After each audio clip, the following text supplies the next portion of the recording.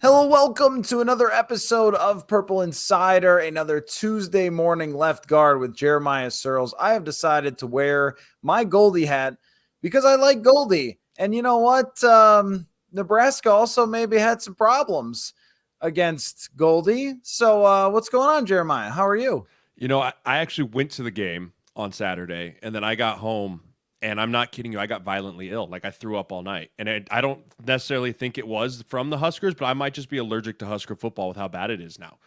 So it might just be one of those things where I just don't care anymore, and my body just rejects the Huskers. But my goodness, I mean, they held the Gophers to like 36 yards in the first half, and then we scored 10 points, and everyone in the stands was like, "Ooh, I think we might do it." And I was literally looking around like 10 points ain't going to do it, boys. Like 10 points ain't going to beat this team.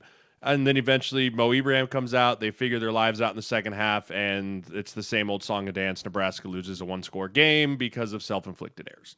Yeah, the offenses in that game were basically two teams violently throwing up on each other anyway, for the most part, except for Mo Ibrahim, who's basically been the entire offense for the Gophers for several years now. He actually turns 38 next week, so congratulations to him on that. It's remarkable, though, how bad that game was. But, really, I mean, it's more about the Gophers mascot. It is one of the great mascots. I mean, no matter how much your rivalry with the opposing school, you have to admit Goldie is elite. He is, I will say, I like Goldie. I think Goldie's he's a top 5 mascot in the Big Ten. Big Halloween guy as well, and that was in the recent past. But anyway, we've got some Vikings to talk about. It's a 7-1 football team, my friend, and I think that sometimes people can easily mistake me marveling at the things that have gone their way to be 7-1 with that being a criticism. Like, you've won the games, you don't have to give them back, but you do have to improve on some things in order to beat good teams that are coming up, even if Case Keenum starts, which appears will be the case, and we'll get into that, will be the case. I haven't done that in a while. Yeah, that was a hard one to avoid for a while. Well, but you obviously a former teammate of Case Keenum. So we will get into that as they look to play him potentially in Buffalo. But we got to start with the offensive line because you have some wonderful play on the offensive line, just magical at the tackles, and some very disturbing play on the interior. Where would you like to begin? How about with the left guard?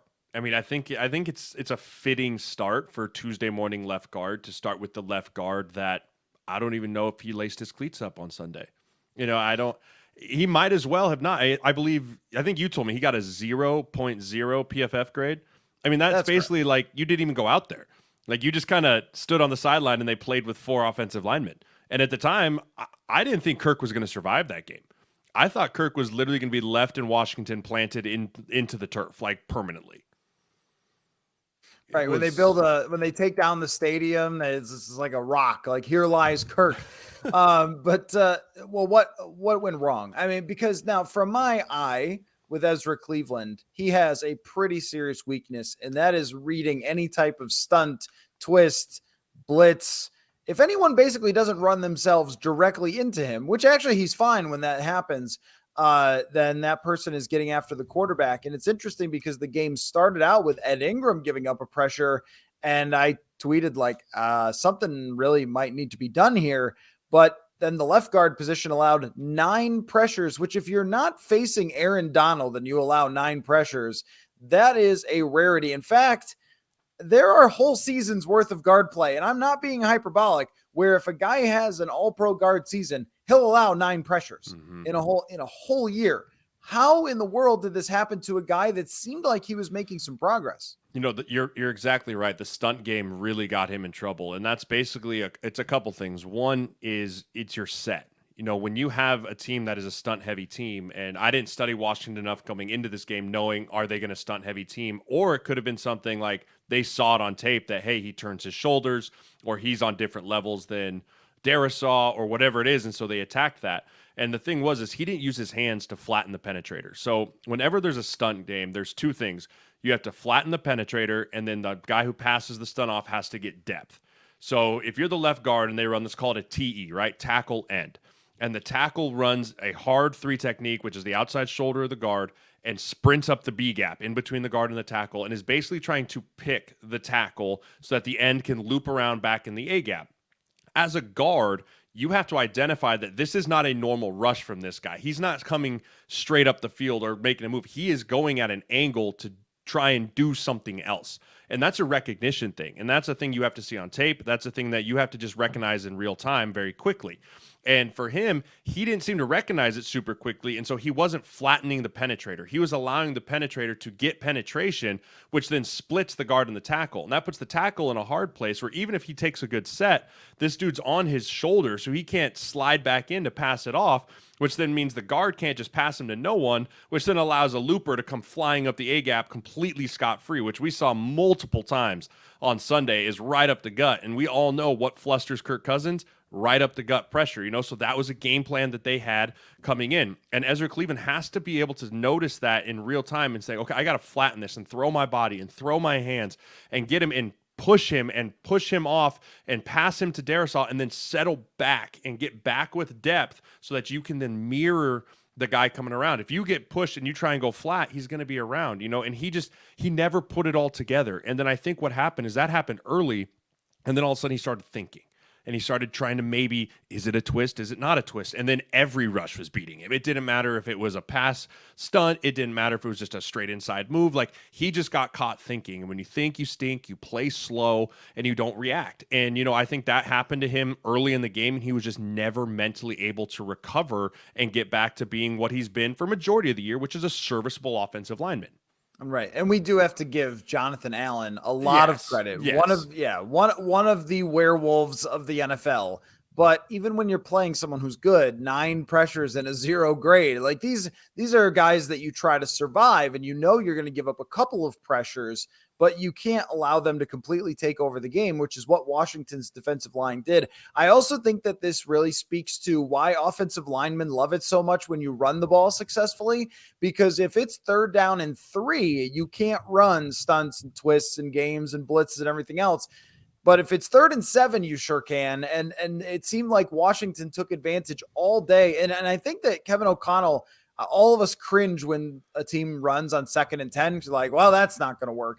But it was almost like he had to dial up a couple of them, because all the 2nd and 10s, they were just running everything at him and getting into the backfield every time. And I think that with Ezra Cleveland, it's probably we're at the point to call it with him as in this is who he's going to be, where one week you could be like, oh yeah, well, he had a good week. But if the next week he plays somebody really dominant, there's just not going to be an easy answer, because this transition that he went through from tackle to right guard to left guard, he's just never had a natural feel for that position in the same way that someone who is a guard their entire life would have. Yeah, and I think another piece as far as him is what he does this week is going to be really important. He put a lot of bad stuff on tape, and now you're going up against a Buffalo Bills defense that is very good up front. And so they're going to study this tape, and they're immediately going to test him on what he failed at last week, which what we just talked about, the TEs, the ETs, flattening the penetrators. He's going to see that on the first 3rd down. There's no doubt in my mind. First, 3rd and long, they're going to run a stunt at him and see if he's fixed the errors. So it's going to be a big week for him. And we talk about development. We talk about how players get better each and every year and each and every week. This is a step for him this was probably the first game this year that I'll say he got whipped. I think that he's had tough games this year, but this was the first game where it was, Drew Samia, oh my gosh, against the Colts too. That's the kind of game it was. And how he bounces back, I'm going to be really interested in this week, because if he bounces back and he comes back and has that serviceable, decent game again next week, then I will be comfortable saying, okay, yeah, he is who he is, but he's still developing into becoming a pro. I don't know if he's going to be Wyatt Teller and all of a sudden put it all together and be an all-pro like Cleveland. But I think that if he can take a jump this week and say, okay, I got my teeth kicked in last week. It's the NFL. That's a first all-team all-pro probably. And okay, learn from my mistakes, come back, get better, grind, and then fix my mistakes and play better next week. I'm not ready to just write him off as a failure. I think that'll still be time to tell. Now, if this rattles him to the point, if he comes out next week and he's still playing slow and he's still playing nervous and he's thinking too much, overanalyzing, that's when you really start to raise red flags. And that's when Chris Cooper is really going to have to look himself in the mirror and go, are we going to be able to continue this win streak against a tough 4 games against 4 really good defensive lines coming up with Ezra Cleveland at left guard, which is crazy to think about. Just last week, we were saying, well, you got to move Ed Ingram. And so now you're like, holy crap, what do I do? Which guard do I live with? Which guard do I try and throw Chris Reed in possibly?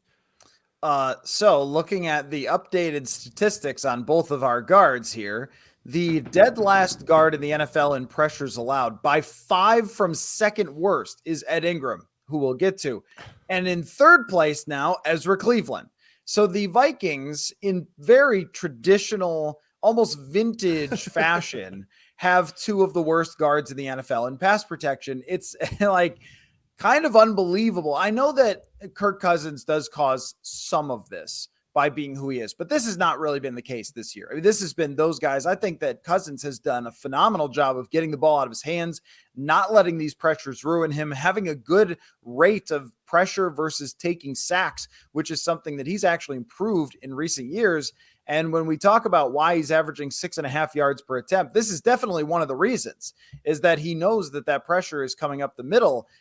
It is, I guess we are getting to the point where if this costs them a game, you have to have that conversation of like, do you bench someone? Ezra Cleveland is down to a 40 grade for the season, but Ed Ingram, not to be outdone, is at a 30 grade. Now, I think that I would believe in Ezra Cleveland based on his history a little bit more, but Chris Reed, even Oli Udoh was much better than these 2 guys have been so far this year. Austin Schlottman has played before in the league. Blake Brandel is a guy who they've developed over a couple of years. We've always had the, yes, it actually can get worse theory, but when you are last and third to last in the entire league in pressures allowed, I don't know that it can get worse at the guard position based on the guys they have. I mean, this is a hard decision because when you win games, you don't want to change anything, but you also look at this and go, this is about as poor as it can be. You're exactly right, though. As Chris Cooper and KOC and those guys look, they go, man, are we willing to roll the dice on other players? And I think the only player that I would feel really comfortable putting in there is Chris Reed at either position. You know, because of his proven track record, he started a ton of games in the NFL. Like some of the other guys, like even Oli started a lot of games, but at the same time, you're like, I've seen what he can do. Like, and we haven't seen a big enough sample size of him to really know, is he going to go out there and actually perform better when the lights are on for the first time this year in a extended starting role? You know, at least you kind of know what you're getting with Ed and Ezra, and it's not good, but you can kind of maybe scheme ways to try and protect them a little bit, slide the protection to the main big rusher, give double team help, and you're still going to leave a guy on an island. It's the NFL. You have to buck up at one point and do it.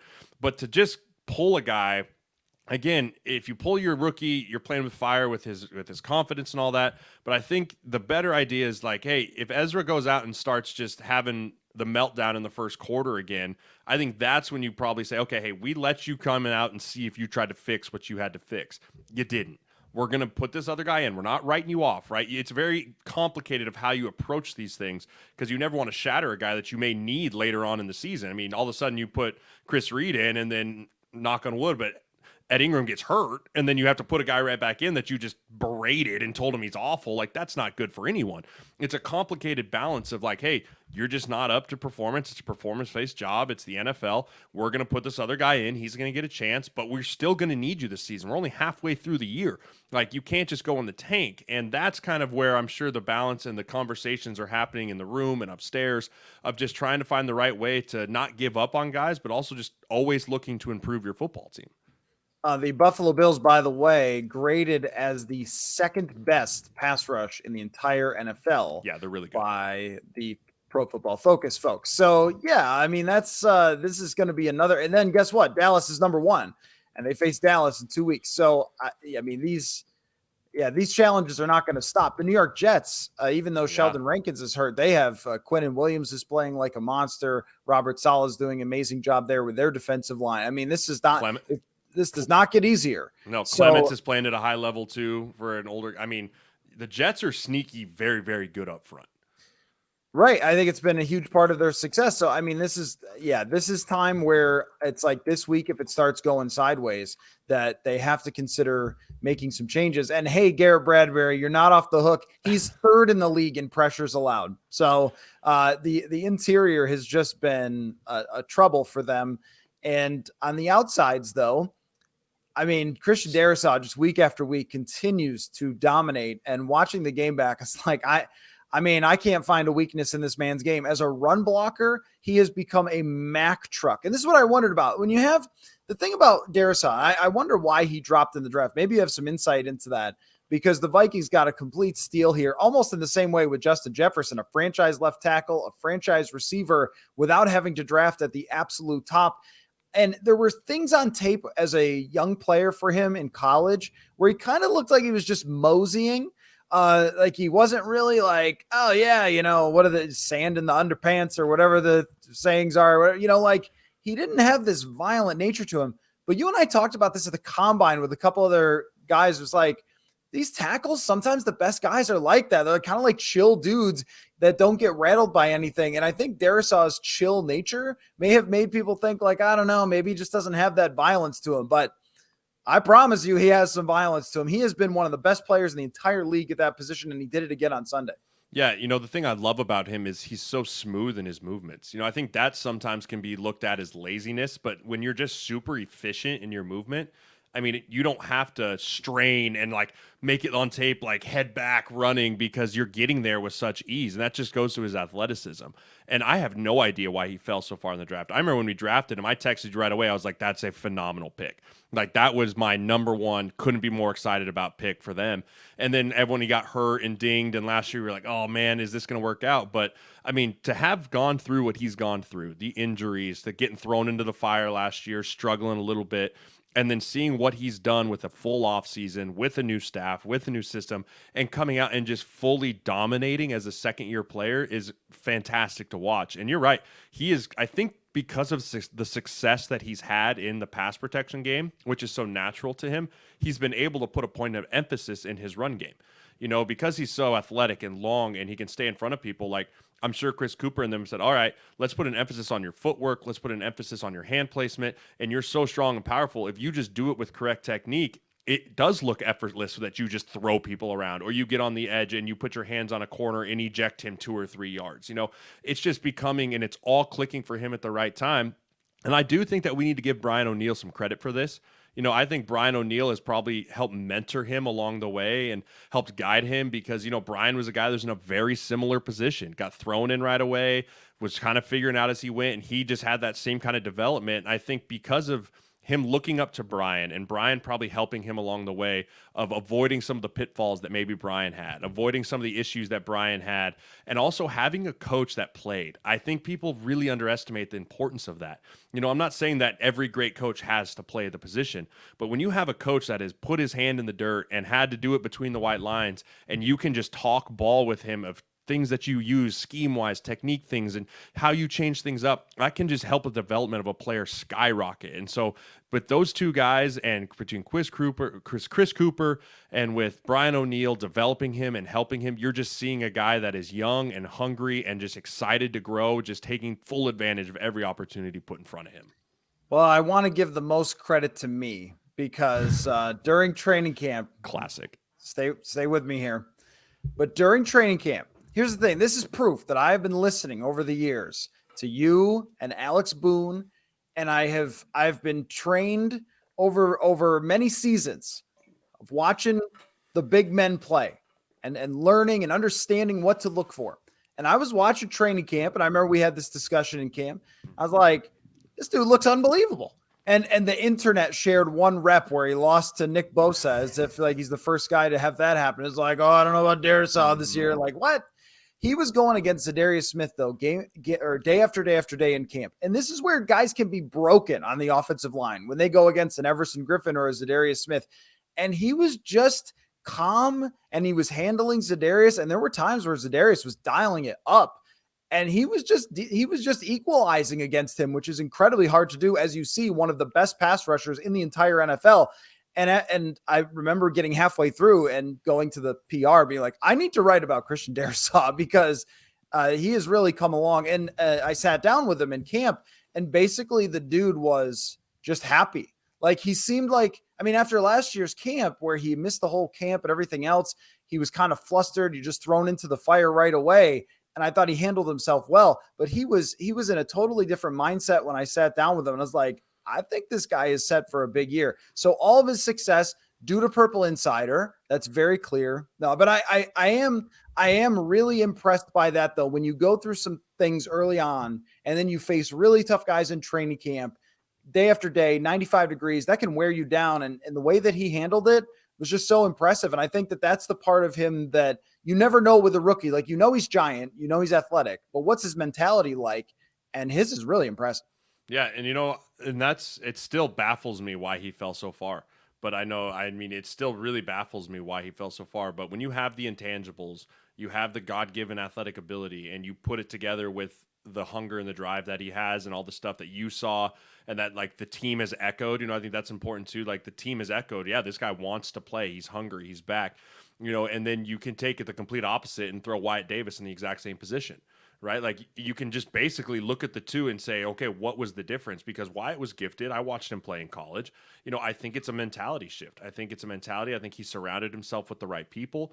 I think he had the ability to understand, even though I'm a first round pick, I'm still a rookie and I still am not where I need to be. And he embodied all that. And he's one of the best tackles in the NFL. And I think it also goes to show you can win games with championship tackles with average inside play, which is why tackles are so hard to find. And when you find one, you pay them a butt ton of money to keep them around because they're really hard to find. But you can get away with that and have average to below average interior play. But if you just think about it, if we can get just average, and God, tell me if I'm not a broken record for 3 years, just average interior play, this team's limit is, it's through the roof. We are also 2 years in a row of you declaring that they would have an average pass protection early in the season.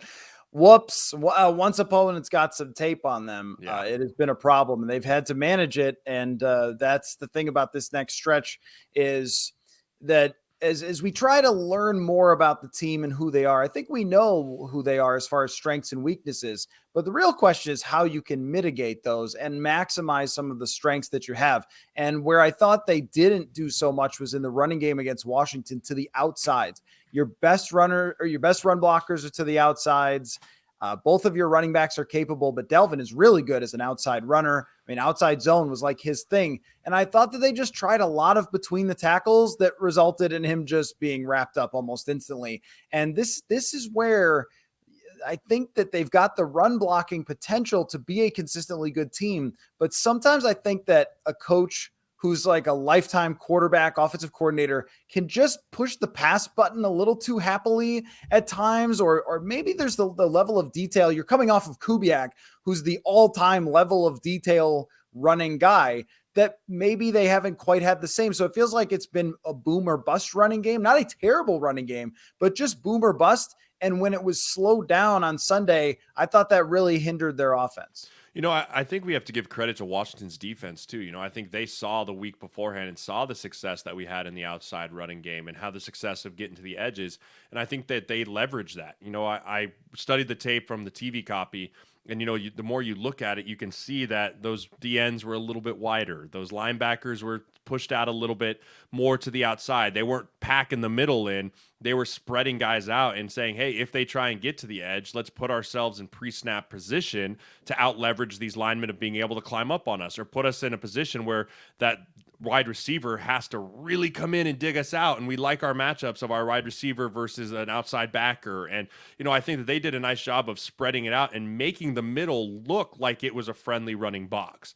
It looked like the inside was friendly to run against. The numbers looked good. And then we just couldn't get the push. I think that the reason the inside running game didn't work as well this week was not scheme related. I think it was more to the fact we weren't able to get the push and get into the linebackers as easily as we had the week before. And when you can't do that, now you're looking at it from a run game and you're going, okay, they're leveraged on the outside. It doesn't put us in good angles. It doesn't put us in good numbers.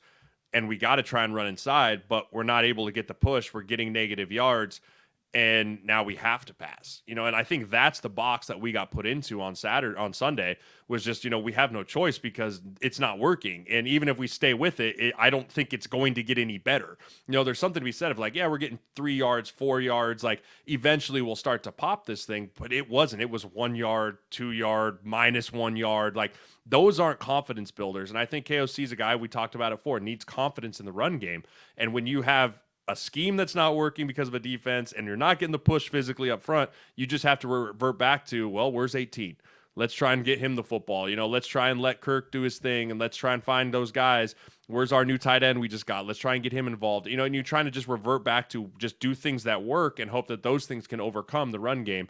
But that's not going to work when you have an opposing offense that's going to put up more points than the Commanders did. See, I did not recognize the leverage issue, and that makes me think that Washington was like, we're not going to let you use those tackles to the outside to dominate in the run game, because that is where a lot of their explosives have come, those 10 to 12 yards, whatever way teams describe an explosive. Some is 10, 15, or running game, passing game is different. But certainly if you're getting off 10-yard runs, that's a huge success for you. And most of them have been to the edges. I think that whatever Washington just did, you're going to see Buffalo try to do a lot of the same stuff. So again, it sort of relies on these interior guys finding a way to get push and be successful in the running game, because we see how this offense just stagnates when that's not the case. Even when certain guys like TJ Hawkinson are adding more and Jefferson's having a big day, but you can't rely on third down conversions, third down and long conversions, and 47-yard plays to Jefferson. And that's really what they've had to rest on in the games that they have not run very successfully. And it feels like every game where you just want to be like, you want to shake them a little bit, like, hey, like what happened on that first drive? Actually, answer this question. Somebody had a really good question, and I gave my opinion on it, but I wonder what you think. Is it a offensive coordinator thing or a Kirk thing that they have for years really succeeded on the opening drives? Like, they've been great opening drives in Kirk's career, but then stagnated throughout the game. Because I think that there might be more of a connection to Cousins than the play caller, even though we generally blame the play caller. But that's when defenses make all of their adjustments after they see what you're bringing to the table. But I would love to hear you talk about the opening script versus once you get off that and what that's like. Yeah, I think you're seeing more and more teams in college, NFL, like the opening scripts are great. And that's because you know what looks you're going to get. You study tendencies. You know what they're going to get when you line up in 3-by-1, 2-by-2, all that stuff. Like, this is because defense's first drives are more of just a feel out anyways. You're not seeing their super exotics unless you get caught in like a 3rd and 11 or whatever it is. Like, those first couple drives are a defense trying to just feel their way around, okay, what is the offense trying to do? And so, yeah, it's really important that you take advantage of those drives and score, because afterwards is when things start to get hard. And so I think it's a combination of both Kirk and both just as the defense shifts and goes into taking away the things that we were doing well, us not having the ability to then immediately counter back. I think that's what the really good teams is like. You go out and you have the script. I think, for example, look at Kansas City. They go right down the field against Tennessee, easy dink and dunk, score. Defense comes out, makes adjustments, and Kansas City tried to shift to the run game, and Tennessee's like, no.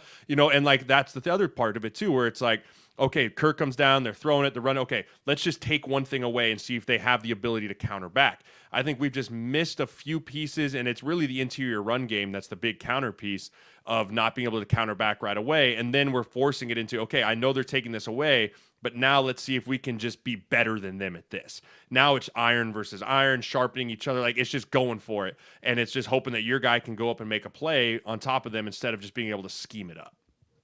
I will say, though, that as they work their way through this issue of having success early and then going forward, if Cousins is willing to throw it up to Justin Jefferson the way that he did a couple of times, maybe I'm not sure if there were more opportunities for it. If he can get over it, the interception, because that was not his fault. It bounces off a guy. Somebody picks it off, costs you 3 points at the end.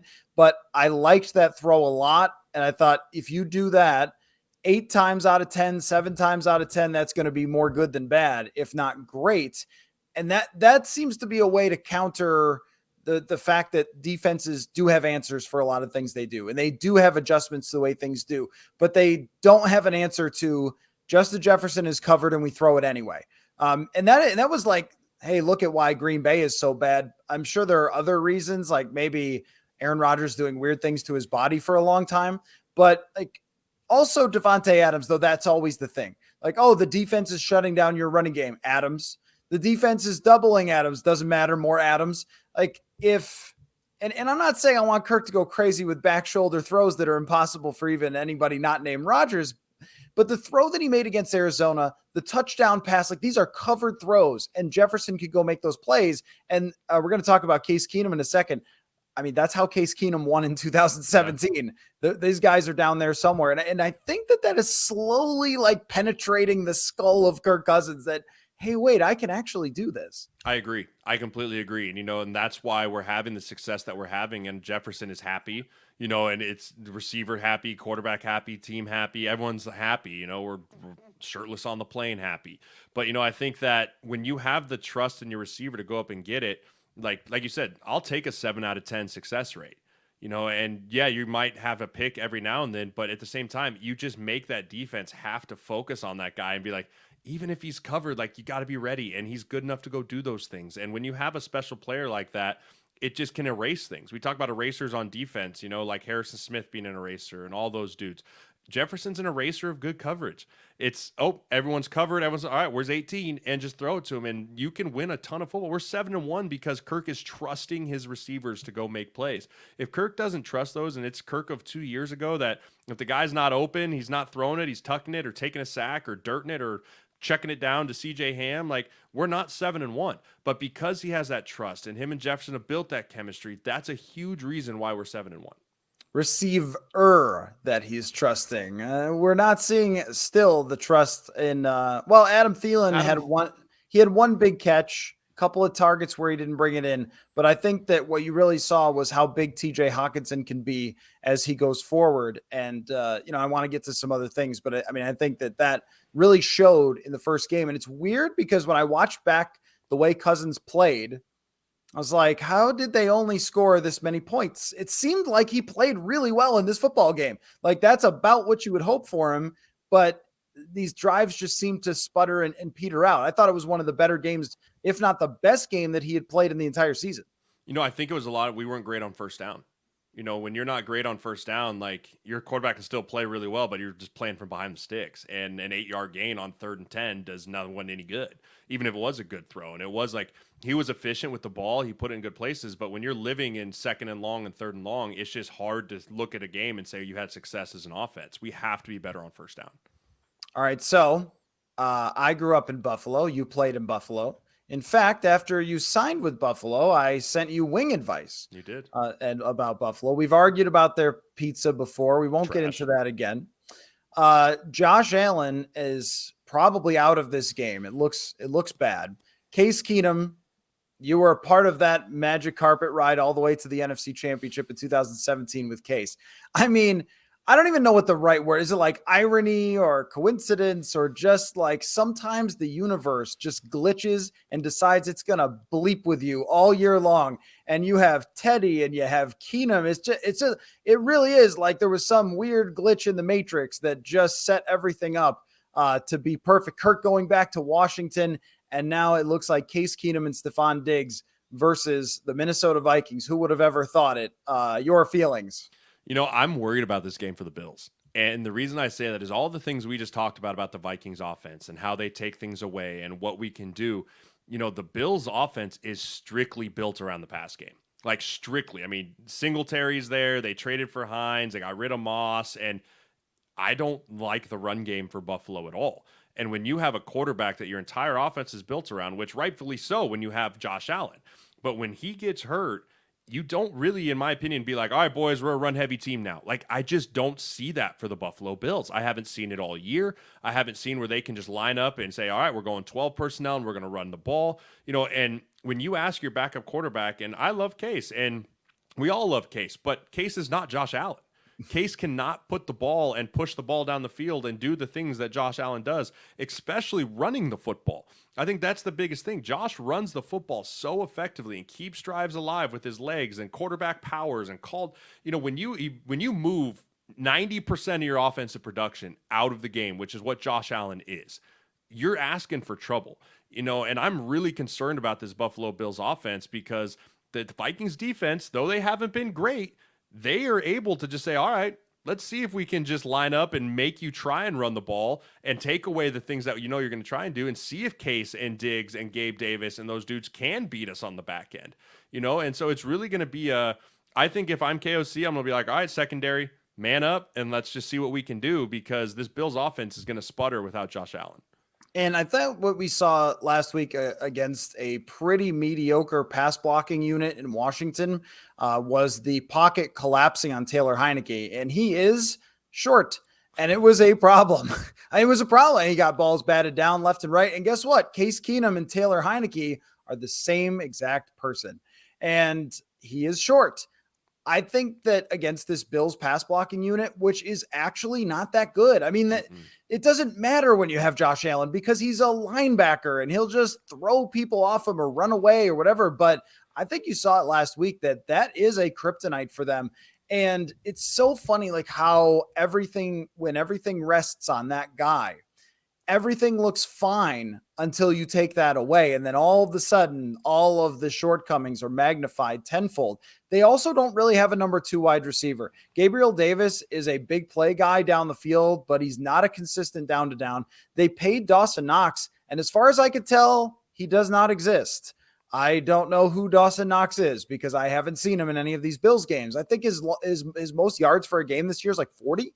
They don't run the ball. They don't pass block that well. Zadarius Smith and Danielle Hunter are now both in the top 12 in total pressures. And Zadarius Smith is number one in pressures in the NFL. Like, he's going to get after Case Keenum in this game. No one's there that's going to stop him. And I feel like Buffalo is just going to have a major struggle at moving the football against this team, even with Stephon Diggs being a mismatch for the Vikings secondary. I think it could look a lot like it looked against Washington, a team that couldn't really run the ball with their running backs. And then with a quarterback who's undersized, doesn't have a great arm. I think this is going to be like a grind fest. Yeah, and a big piece too to watch throughout the week here is if Spencer Brown, the starting right tackle for the Bills, is back or not. I think Quisenberry started against the Jets and he was not great. Spencer Brown he's a guy that's been dinged up, but he's a good tackle. And we talked about it, when you can win with good tackles, well, when you're down a starting tackle against a team that wants to throw the ball as much as they do, that's a problem. And now you enter Danielle Hunter and Darius Smith, that's a bigger problem. Now you're talking about keeping tight ends into chip, and you're talking about keeping running backs into chip, which is one more guy that's not in the passing tree. So there's so many issues. If Spencer Brown's back, I like him a little bit better of a chance. I do think he's a bit of a game changer at tackle, but if he's even at 80%, he's not going to be great. So I think the two DNs have a big day against Buffalo. I think Buffalo really struggles. Now you flip it on the other side, Buffalo's defense, they have the ability to take the football away.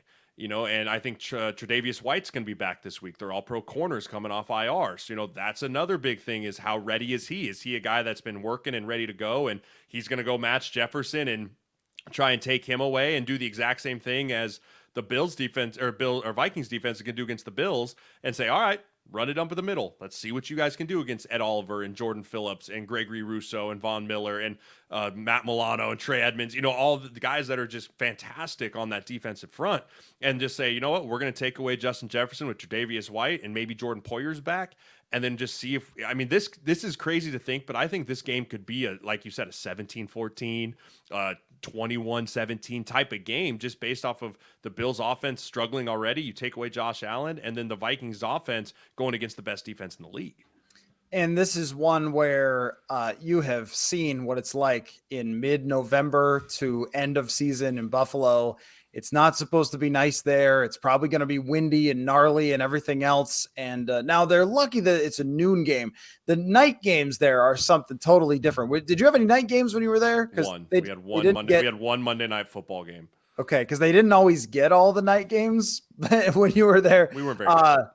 There's something about it in that stadium, but still a noon game where the wind is whipping and everything else. Like, maybe it'll get Greg Joseph back on track. The ball will blow back in between the goalposts or something. But I mean, this one has the makings for like being a slugfest, as opposed to, I think if Allen was playing, we'd be going like, hold on to your butts because it's going to be a really rough ride. And all of a sudden it looks like you could absolutely shut down Case Keenum and play well on defense. And the Vikings defense also remains largely healthy. And that's what I was going to say, is the biggest factor here in this game is actually the injury report for Buffalo. Milano's been banged up. Russo's been banged up. Poyer's been banged up. Like, all these great players for them have been hurt. And if they're not playing, I think that the Vikings can win this game. I'll probably decide later in the week, but it's really, I mean, even if Case is playing, I think they're a stronger roster top to bottom.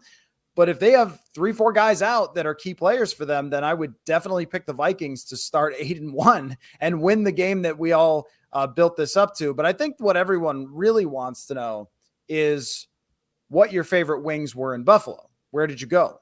Give me a second. They're the honey butter barbecue wings from gosh dang it. There's 911 wings. There's Bar Bill. Bar Bill Tavern. Bar Bill Tavern. Yeah. Bar Bill Tavern, honey butter barbecue, Cajun style with the homemade blue cheese. If you ask for ranch up there, they will stab you with a fork in the neck. Like 100%. They do not look kindly upon that. I remember when Tyrod Taylor, they asked about his wing choices, and he said that he liked ranch, and it was like, well, that guy's not getting an extension. It is. The thing is that here's the problem. The wing is what brings you flavor, and the blue cheese smooths it all out. That's what it does. It's, you know what I mean? It's like a potato with butter on it. You know, like when you're talking about ranch, it changes the taste of it entirely. Like, why am I even putting anything on the wing if I want to? Like, you put ranch on lettuce to make it taste like something. Okay. You don't want it changing and altering this artistic wing that some great man in the back has created over years. This is not Minnesota. Throw some BS in a fryer and send it out to you, and it just says buffalo sauce on it. I'm so offended when I said, like, in a menu, just says buffalo sauce. Like, what kind? There are many. What? So anyway, and they just threw, and no offense to Frank's Red Hots, like, it's fine, but like, if you're just like going doop doop doop and dumping some Frank's Red Hot sauce, that's not a real wing. No. So we're very much on the same page with this. So anyway, last question would just be, what do you think? You think they can do it? You think they can win the game? I think if Josh Allen is out, they can absolutely win the game. The number one thing is going to be the Vikings can't turn the ball over. You know, I think that because, like you said, this roster for Buffalo is probably a little bit more talented top to bottom. You give Case Keenum and that company a short field, they'll be able to make something happen. Now, you make Case Keenum and them, and you flip the field, and you keep having our punter having the greatest year of all time that he's having, and make Case Keenum and that Buffalo offense go 80, go 75, whatever it has to be. I like the Vikings this game. Now, the Vikings turn the ball over twice, they're going to lose this game. It's that simple, you know, and that's going to come to keeping Kirk clean, Kirk making good decisions, and relying on the run game. You know, I think the Vikings can absolutely win this game as long as they take care of the football. I think that it really depends on who's playing, but they can. I am worried about the punter being mitigated by the wind, but that's getting a little bit deep in the weeds there. I wonder, did you see that on Twitter where I tweeted about the jugs machine? Yeah. And how you can flip it to left-footed jugs machine? How about that? Can you? I mean, here's the thing. You can't prepare for the swirling wind of Buffalo. You can't. Right. It's one of those things. I can remember standing out there pregame watching the jugs machine and these guys punting, and the ball is just literally doing like figure eights on its way down. And, you know, special teams is going to be big in this game, flipping the field position, because, like I said, don't let Case Keenum have a short field. That's when they can make things happen. And shout out to Steve Christie. When he retired, one of the greatest kickers of all time, and that's where he had to kick. Really, one of the underrated great special teamers ever. Anyway, well, you can put on your half Viking, half Bills jersey, right? Like one of those parents where two kids are playing. I'm sure you have one of those for this Sunday's game. And I really look forward to watching this one back, breaking it down with you next week. Thanks for all your time, Jeremiah. Absolutely. See you next week.